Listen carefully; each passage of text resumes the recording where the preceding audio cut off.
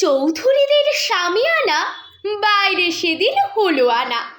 সবাই বলে উহারে, ব্যাপারটা কি, ব্যাপারটা কি?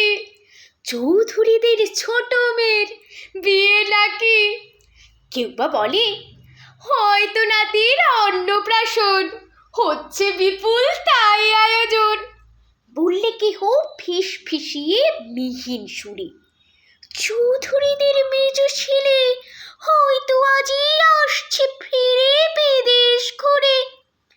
কৌতূহলে স্কুলের ছেলে জুটল সবাই দলে দলে।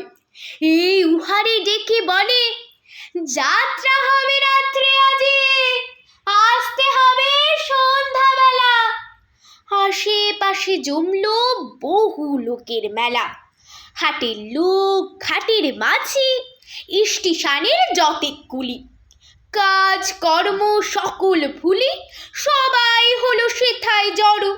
যতেক জোয়ান ছোট বড়, সবার মুখে একই কথা, হদ্দ ভেবে সবাই তারা, সবাই হলো ভেবে সারা।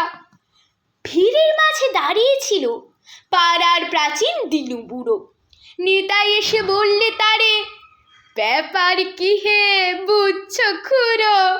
বললে আরো হেসে নিতাই, অনেক দিনের পর সবার পড়বে পেটে মন্ডা মিঠাই। সুটকে ভাইয়া আছি মরে, ছাপো শালুক জুটবে বেশি কেমন করে। ওদিকেতে লাগায় বাজি গদাই এবং পাড়ার হেবো। বলল, যে ঠিক বলবে তারে 5টি টাকা ইনাম দেব। গদাই বলে, চৌধুরী বউ ভাঙবে ব্রত রাত্রে আজি। বলল হেবো, মানতে আমি একটুও তো নইকো রাজি।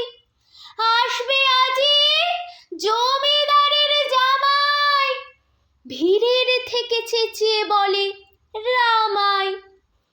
এমন সময় তরতরি সিঁড়ি বেয়ে এক্কেবারে চৌধুরীদের নায়েব মশাই নেমে এলেন বাইরে দাঁড়ে।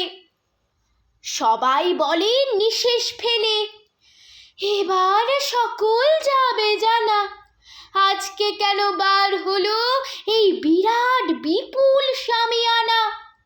সাহস করে এগিয়ে তখন বলল গায়ের নন্দ গোসাই, সামিয়ানা বাইরে কেন, ব্যাপার কি নায়েব মশাই?